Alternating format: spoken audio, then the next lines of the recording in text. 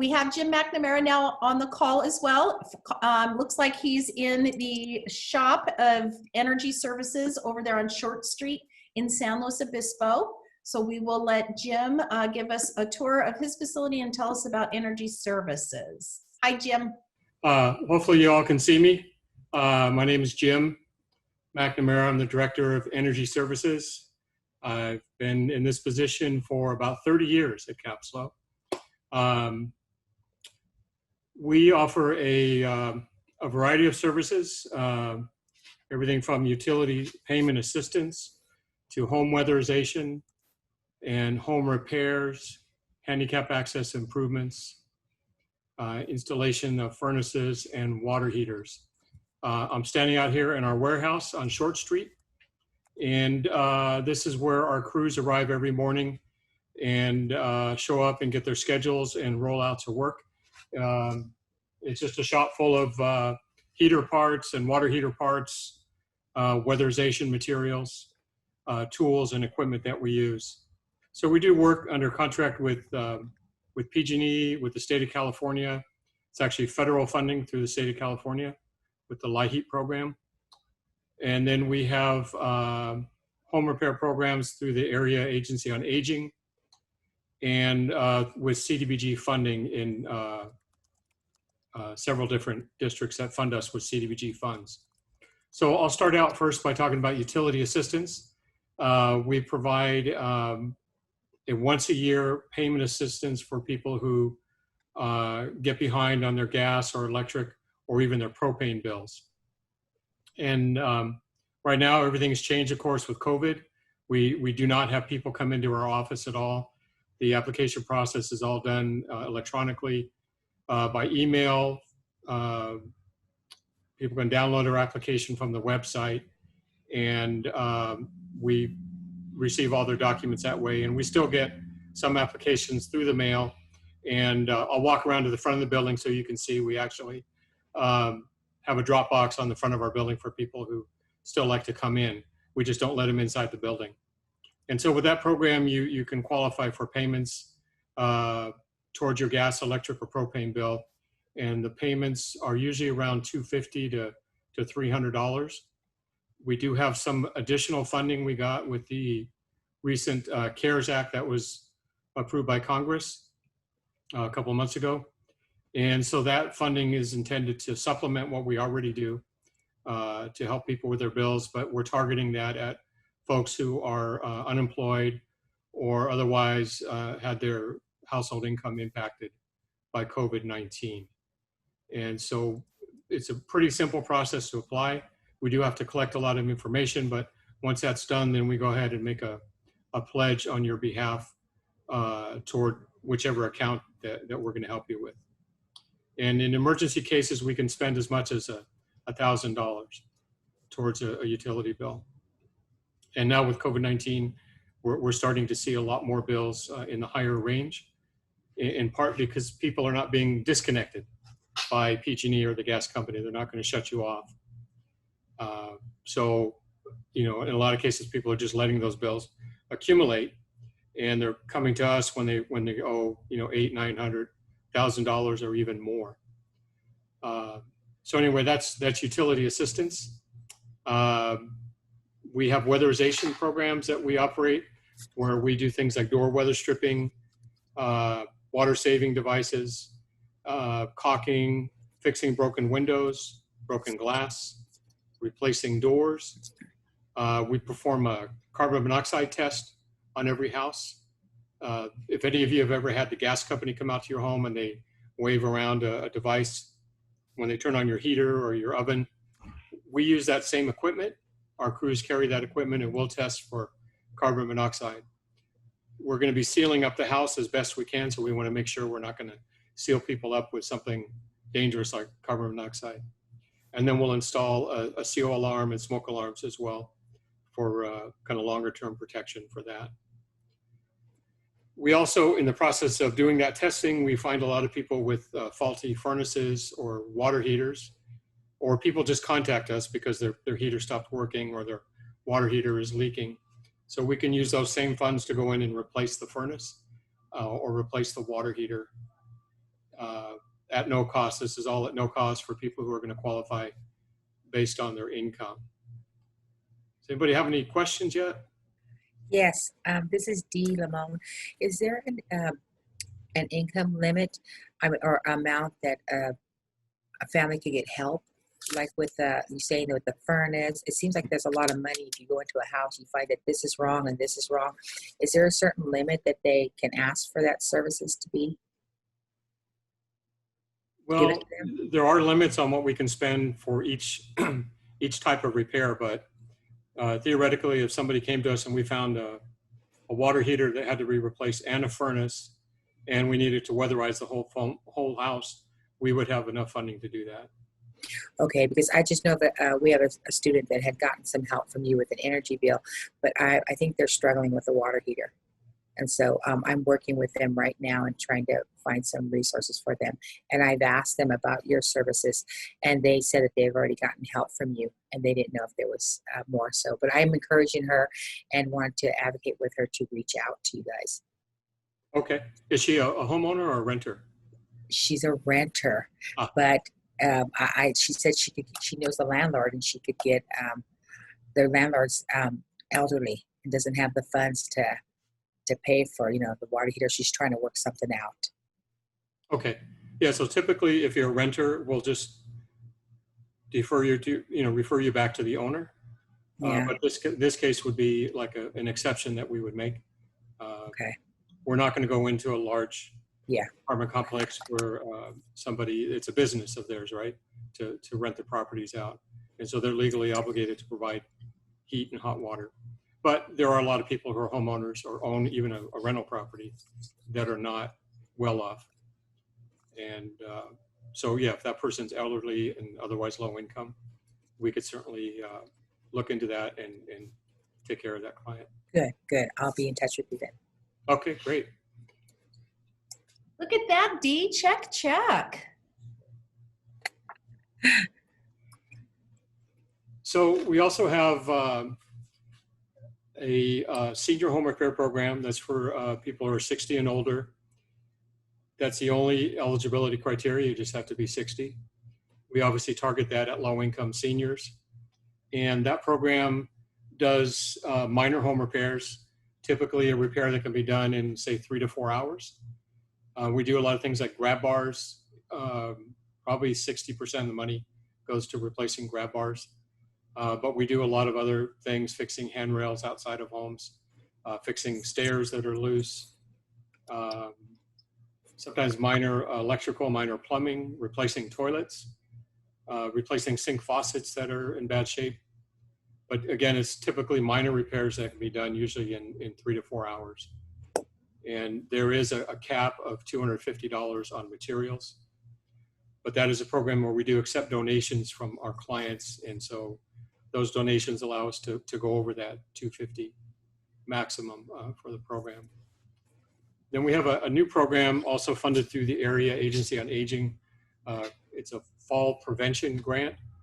And that is targeted also at, well, not just at seniors, that can be anyone who is disabled or is in a situation where they're at risk of falling in their house. And there is an income guideline for that. You have to be lower income. And that's available. Both these services are available in the Santa Maria Valley and all over San Luis Obispo County. And then lastly, we have CDBG funding for home repairs, and that's typically for larger repairs or larger handicap access improvements.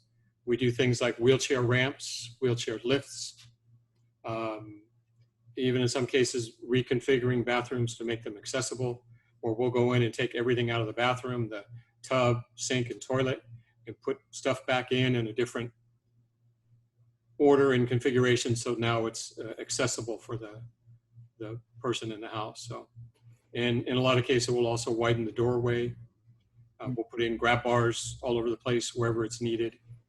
And so those are big projects. Those can take 5 to as many as 10 days, sometimes 2 weeks for us to finish a job like that. And those are definitely income eligible based on HUD guidelines for eligibility.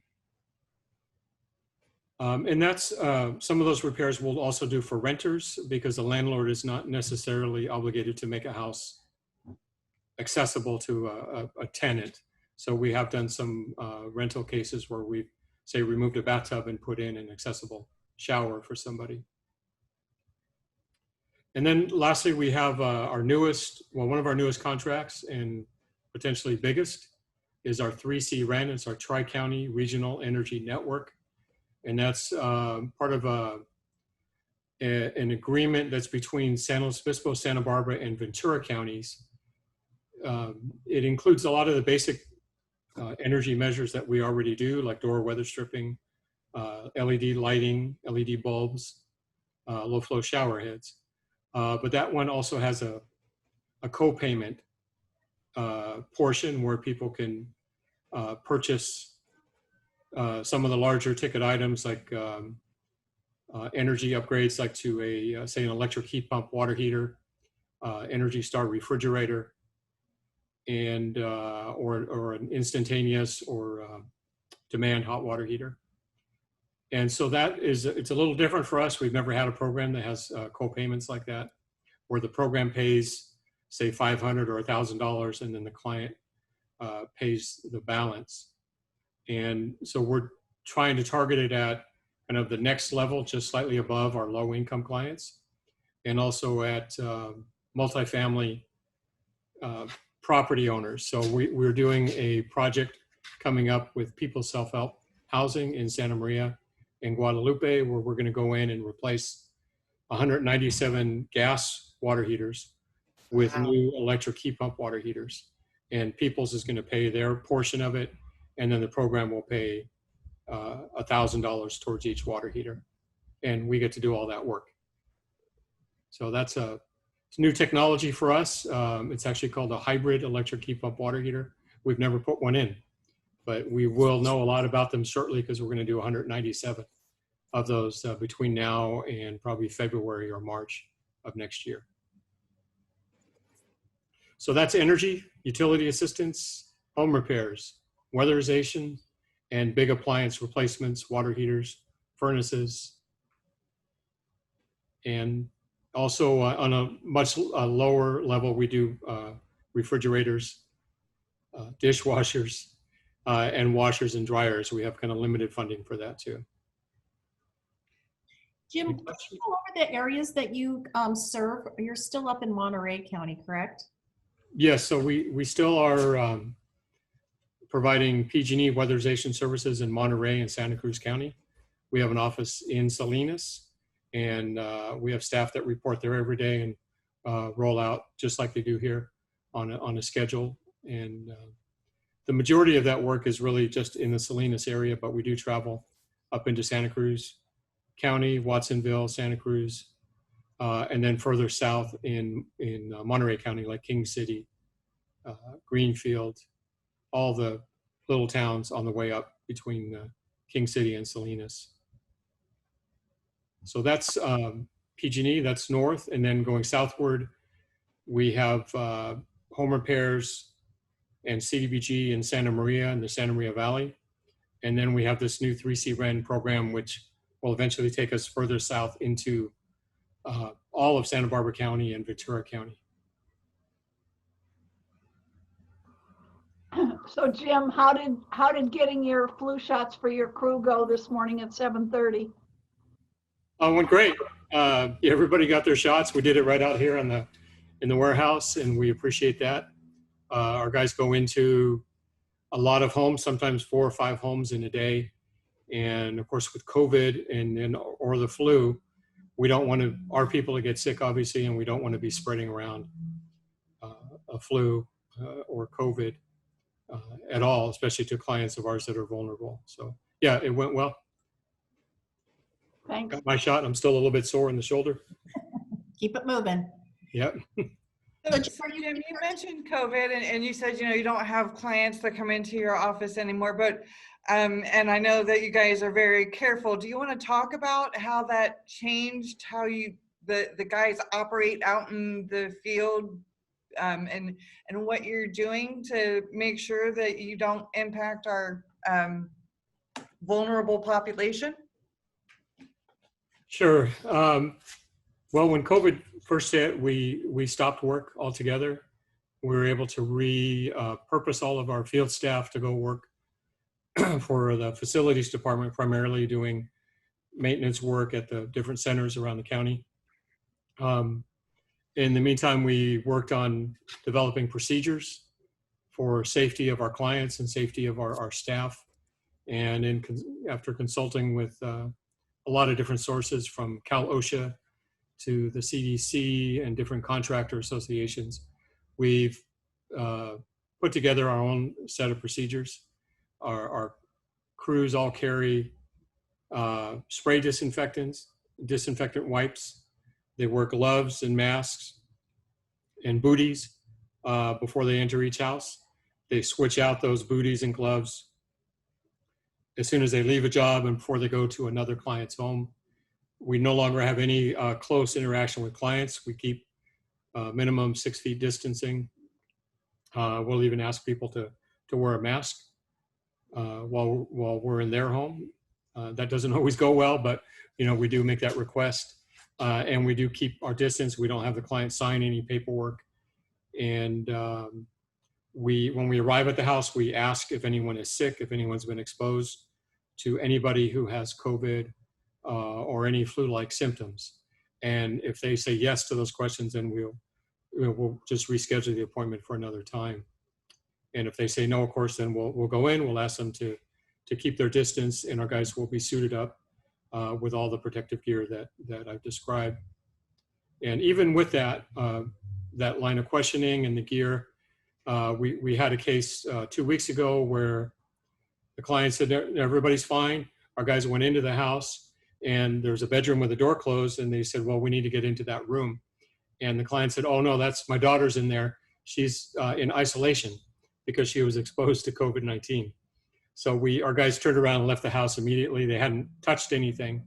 And so they were confident they were okay. They had their mask on and everything, but it was just a good reminder for us to really be careful and make sure we communicate effectively to our clients when we get out to their houses.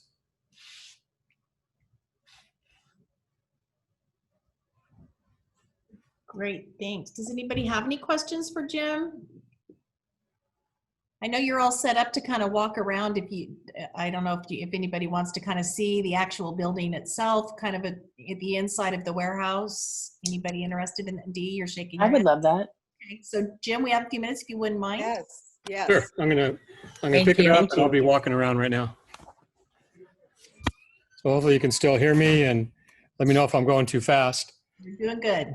Okay, so this is storage area where we keep lighting and weather stripping, plumbing parts, a lot of our smaller things.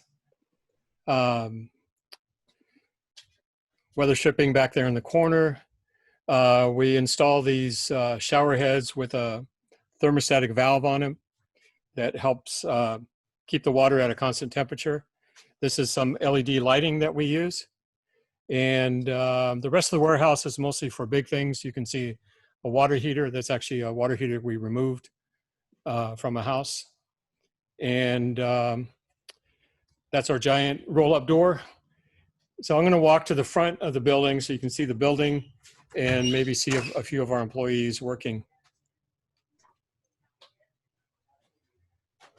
So this is our front desk area.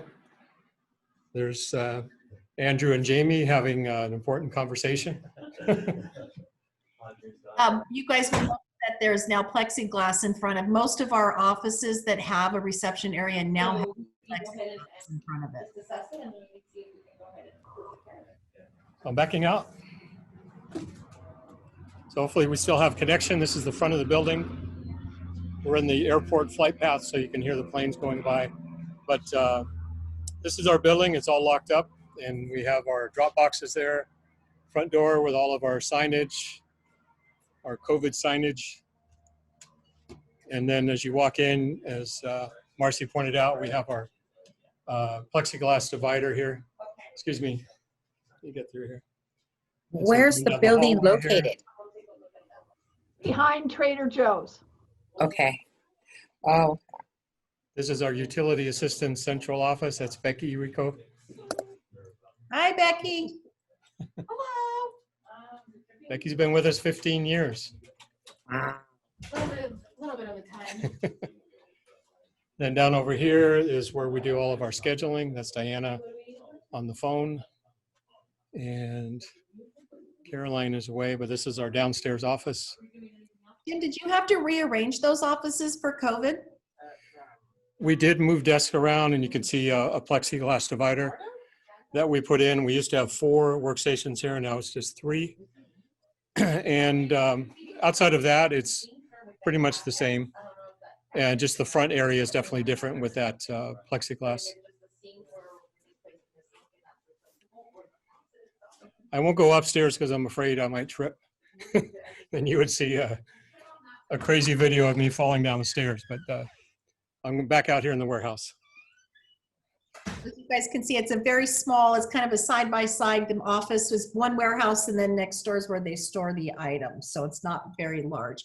It is on Short Street behind the Trader Joe's here in San Luis Obispo. And there is a big sign that says Energy Services out front. And now we're looking at Jim's hand. Any questions for Jim? Yeah, I have a question. So this is located in San Luis. There's no other building on the North County area? So anybody from North County would be connecting with them in San Luis? Yeah, we just have one office here in San Luis Obispo, one physical office.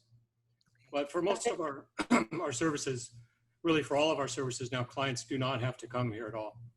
For enrollment, for weatherization or home repair, we send somebody out. Andrew, one of the guys that we just passed in the hallway, is one of our outreach workers. So we'll go out to the house, or they'll make arrangements to virtually enroll people in the program. So we collect all their information electronically. And then utility assistance is done without a visit to the office as well. Good to know. Thank you.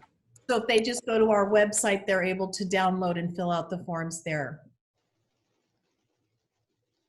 Jim, I seem to recall a story that I think you shared at one point about helping some folks who I think were living in a mobile home, and they hadn't left their home for a long time because they couldn't get down the steps, and you kind of helped build a ramp or something. Can you talk about that, kind of that situation? Sure. Well, actually, there have been quite a few like that. We just completed a ramp at a house in Santa Maria for a mobile home. There was a couple in there, an elderly couple, and both of them were disabled or had become disabled fairly recently and were unable to get out of their house. And I think in this case, they've been in their home for about 3 months without being able to get out on their own without assistance. So we put in, we took off half their porch and built a 31 or 32 foot long ramp. And yeah, now they can get outside of their house. And Oh, there's that's been quite a few awesome. cases like that over the last 10 years where we've either found people or people were directed to us who were literally trapped in their homes and unable to get in and out. And so we put in a wheelchair ramp or wheelchair lift, and then all of a sudden it opens up the world for them. Public Health and the Department of Social Services Adult Protective Services works closely with Jim, and this helps our elderly remain in their own mobile home or apartment or home. And as we know, our population, the baby boomers, are getting much older. Jim's serving people in their 90s, but it helps them be in a safe, their home is then safe. And sometimes I know he's told me that even public health, Jim, right, they help set up some more support services that these elders might need just because of your referral to them or DSS. So it's again a collaborative approach to self-sufficiency for our elderly. I'm glad Great. everybody could make it. Thank you, everybody, for being here. I appreciate it. I Yeah. think Thank you so much. Thank you. Thank you for excellent program. Yes. Thanks. We'll see you Okay. all. Have a good day.